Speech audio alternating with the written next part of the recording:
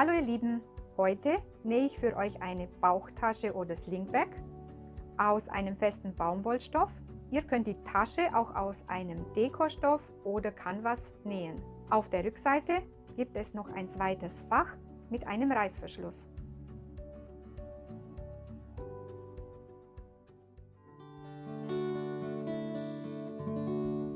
Ihr braucht einen Außenstoff, einen Innenstoff, Aufbügelvlies, zweimal Reißverschluss.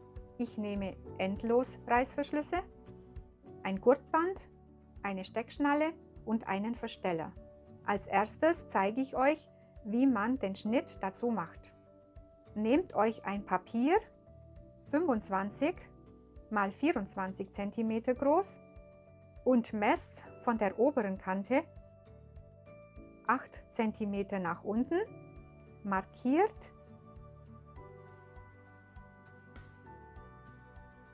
und zieht eine Linie.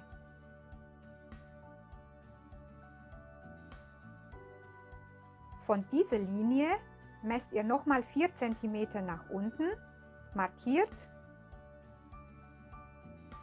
und zieht wieder eine Linie.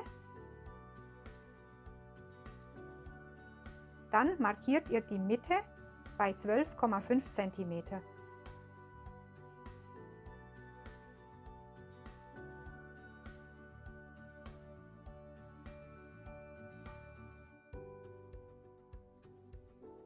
Jetzt messt ihr von der unteren Ecke ungefähr bei 45 Grad 5 cm nach innen und zeichnet eine Rundung, zum Beispiel mit einem Teller.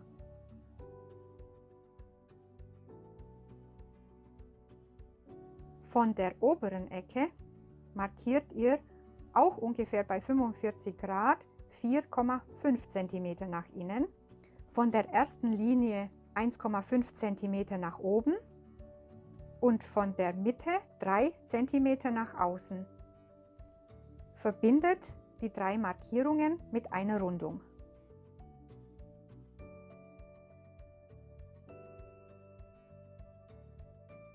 Jetzt legt ihr das Papier mittig im Bruch zusammen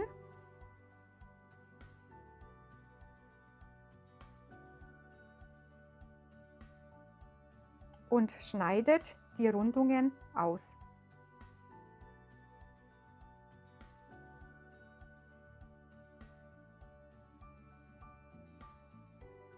Und an der ersten Linie durch.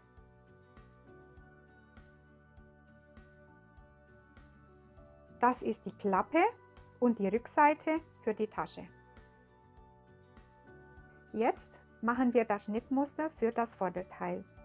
Ihr braucht ein Rechteck 29 x 16 cm groß, markiert die Mitte bei 14,5 cm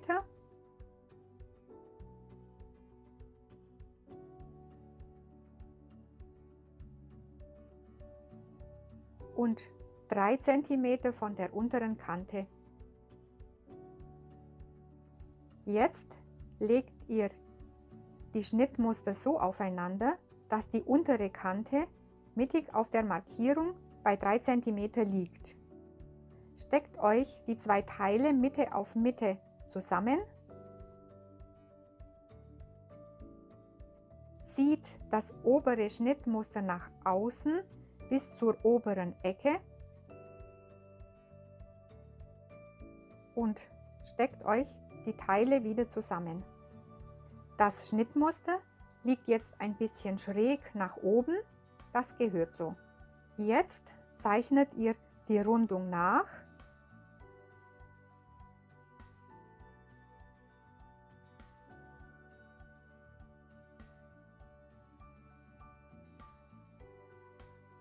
Und korrigiert die Rundung in der Mitte 2-3 mm nach unten, sodass ihr eine schöne Rundung habt. Dann faltet ihr das Papier wieder mittig im Bruch zusammen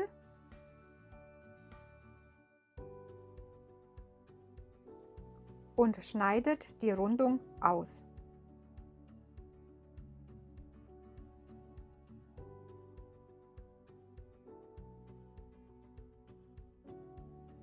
markiert euch die Mitte an allen Teilen,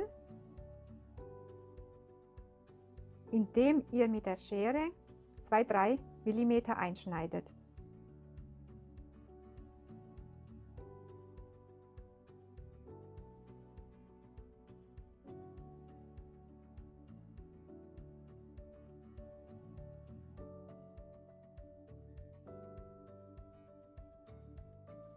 Und fertig ist euer Schnittmuster. Dann schneidet ihr alle Stoffteile zu. Ihr braucht für das Vorderteil und für die Klappe jeweils einen Außenstoff, ein Vlies und einen Innenstoff. Und für die Rückseite braucht ihr einmal einen Außenstoff und ein Vlies und 3-mal den Innenstoff. Bügelt das Aufbügelvlies auf den Außenstoff und zwar auf die linke Seite des Stoffes.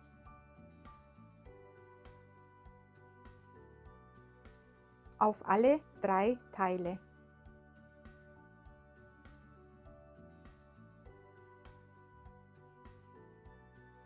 Und zum Schluss schneidet das abstehende Aufbügelvlies weg.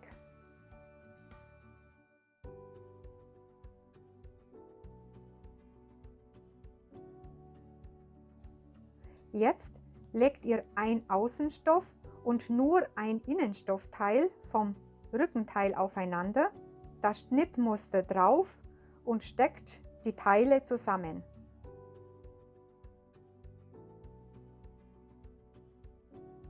Schneidet die Teile an der markierten Linie auseinander.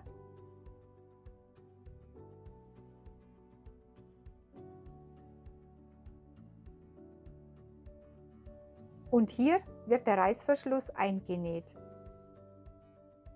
Jetzt markiert ihr die Mitte an allen Stoffteilen.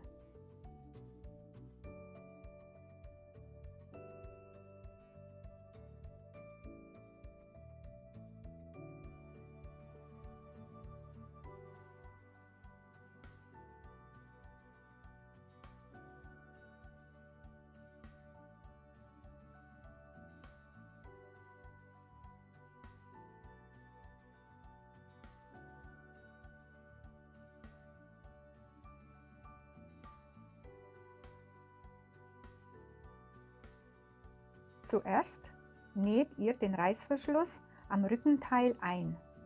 Legt den Außenstoff mit der rechten Seite nach oben, den Reißverschluss mit dem Zipper nach unten an der Kante entlang und den Innenstoff mit der rechten Seite nach unten. Steckt die Teile fest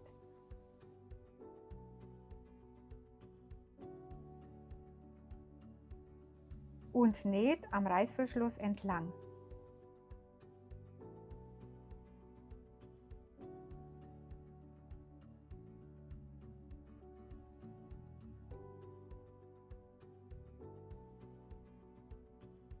Klappt den Innenstoff nach hinten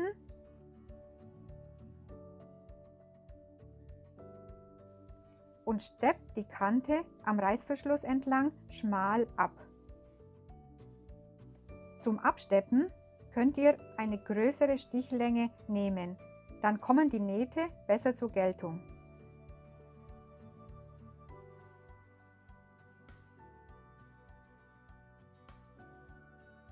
Jetzt nehmt euch das schmale Außenstoffteil, legt es mit der rechten Seite nach unten auf den Reißverschluss, steckt euch die Teile zusammen, dreht es um und legt den Innenstoff mit der rechten Seite nach innen drauf. Steckt die Teile zusammen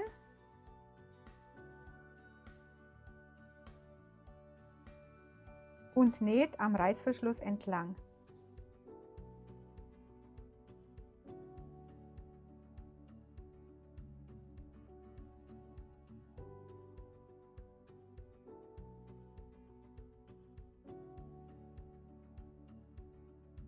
Klappt die Teile so auseinander, dass beide Außenstoffe mit der rechten Seite nach oben liegen. und steppt die Kante auf der anderen Seite des Reißverschlusses auch schmal ab.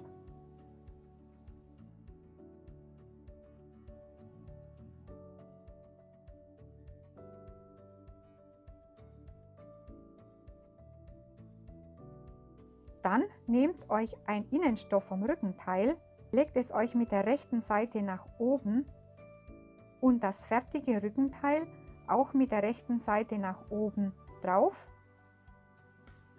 Steckt euch fest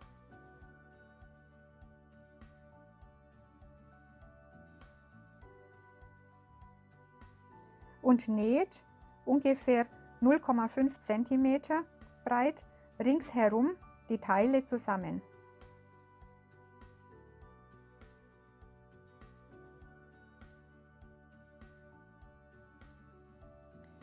Näht vorsichtig und langsam über den Reißverschluss.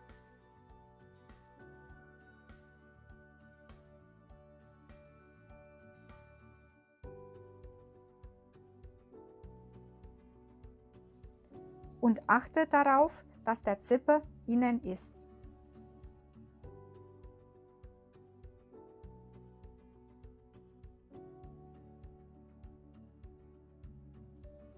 Und zum Schluss schneidet ihr den abstehenden Reißverschluss ab.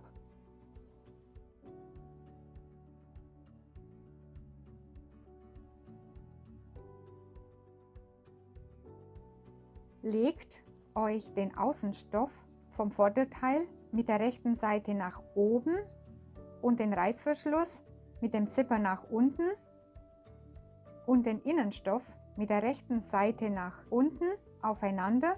Steckt die Teile fest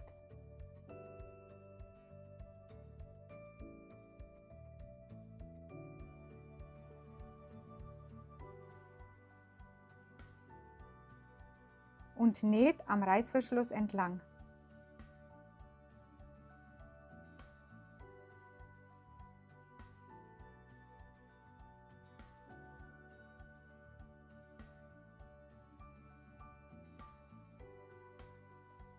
Klappt den Innenstoff nach hinten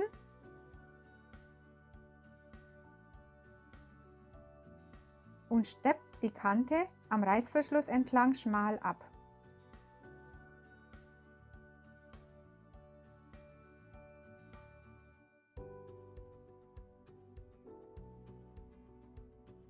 Und näht gleich ringsherum beide Stoffteile zusammen.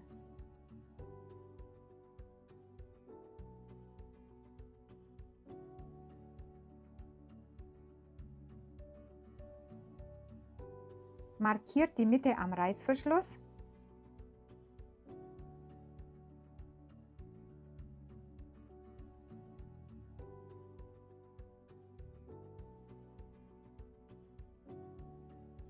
und legt die Klappe rechts auf rechts mit der Rundung auf den Reißverschluss, Mitte auf Mitte, steckt die Klappe am Reißverschluss entlang mit mehreren Stecknadeln fest.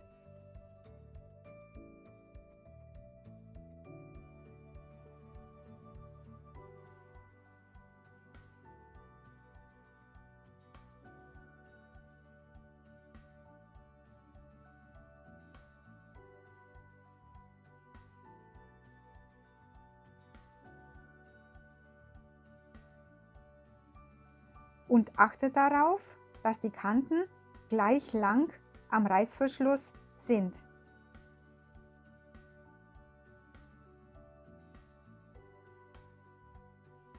Näht jetzt am Reißverschluss entlang.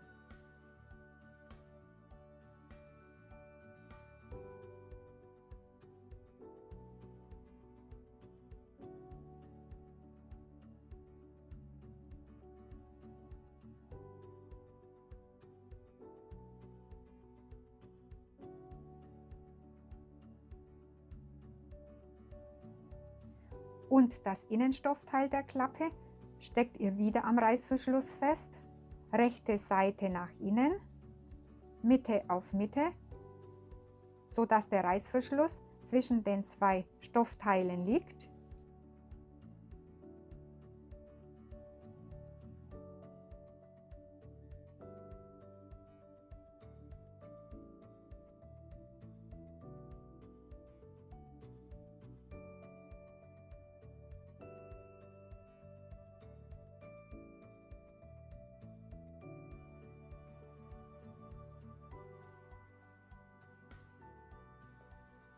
und näht am Reißverschluss entlang.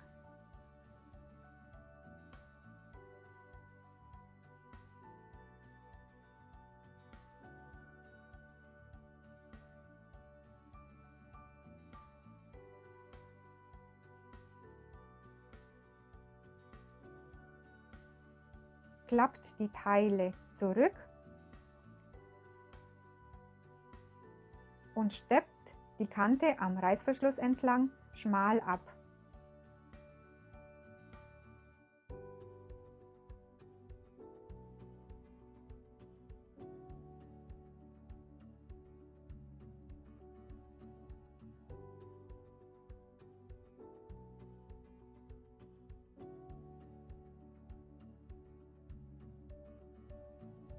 Wenn ihr ein Level habt, näht es vorne mittig an.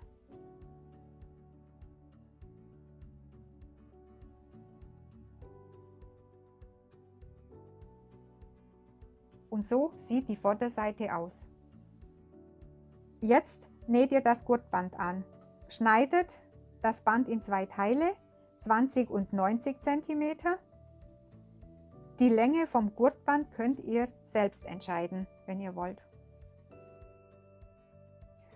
Das kurze Teil nähe ich auf der rechten Seite vom Vorderteil an, so dass das Band über dem Reißverschluss liegt, bündig an der Seitenkante und 1,5 cm von der oberen Kante. Näht vorsichtig über den Reißverschluss.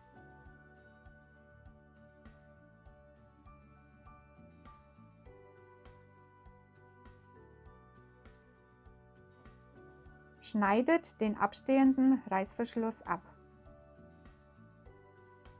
Auf der anderen Seite öffnet ihr den Reißverschluss ein bisschen, sodass der Zipper innen liegt, und näht einmal vorsichtig über den Reißverschluss.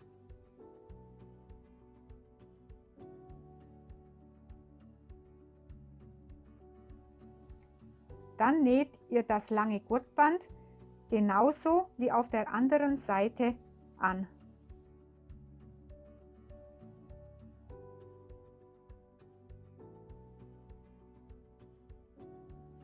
Schneidet den abstehenden Reißverschluss wieder ab .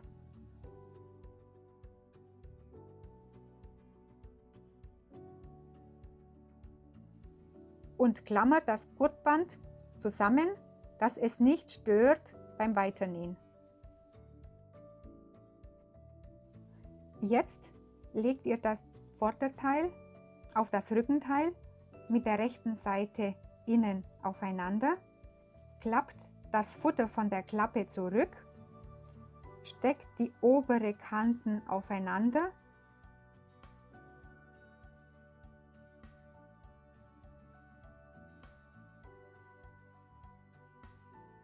und näht die 1 cm breit zusammen.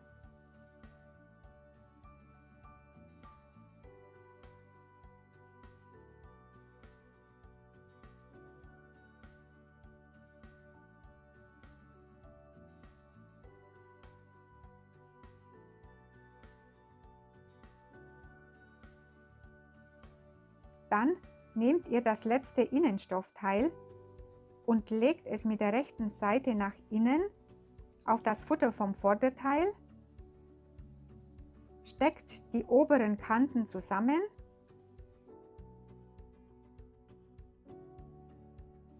und hier lasst ihr eine kleine Wendeöffnung von ca. 12 cm.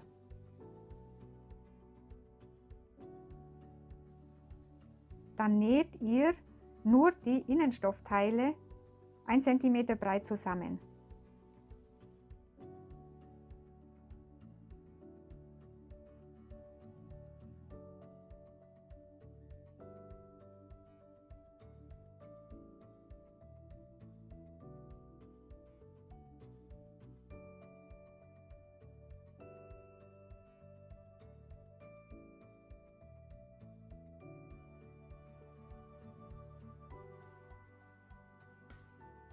Dann näht ihr das freie Futterteil mit dem Außenstoff des Vorderteils ringsherum aufeinander zusammen Steckt es euch zuerst fest und achtet darauf, dass alle Teile Mitte auf Mitte liegen.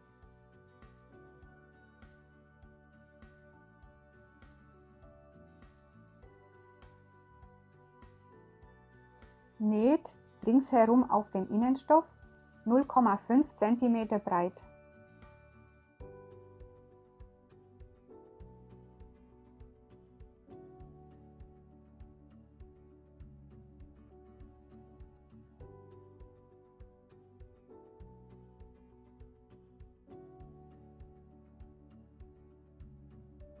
Jetzt achtet ihr, dass der Reißverschluss offen ist.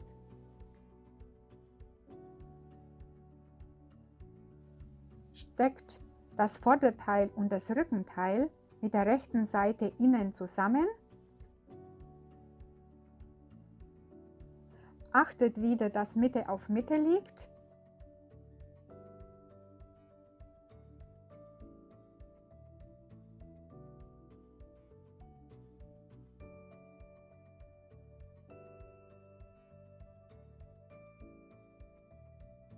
Und näht die Teile 1 cm breit zusammen. Über den Reißverschluss und das Gurtband näht vorsichtig und langsam.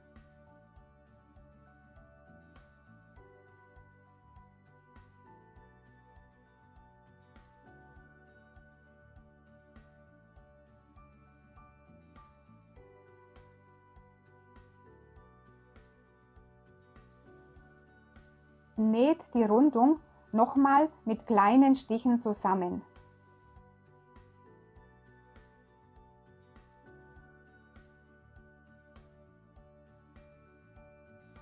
Schneidet dann die Nahtzugabe an den Rundungen ein bisschen zurück.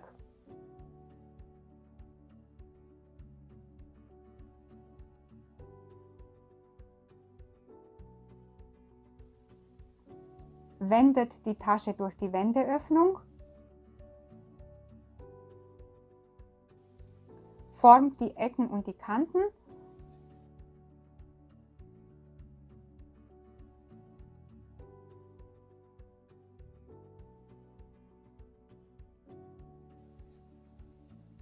Und schließt die Wendeöffnung.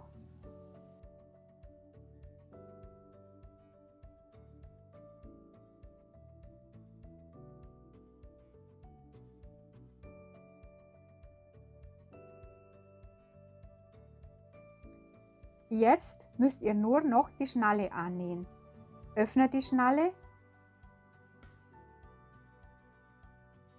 und zieht das kurze Gurtband durch ein Teil durch.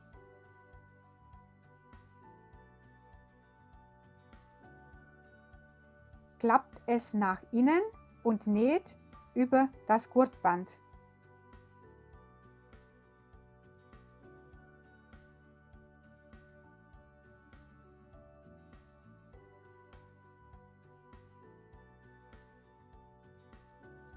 Auf dem langen Gurtband zieht ihr zuerst den Versteller ein, dann das andere Teil der Steckschnalle, schiebt das Gurtband von unten nach oben durch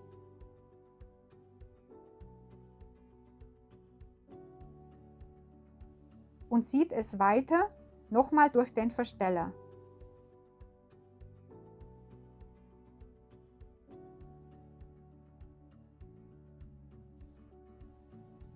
Klappt das Gurtband am Ende 2 mal 1 cm nach innen ein und näht drüber.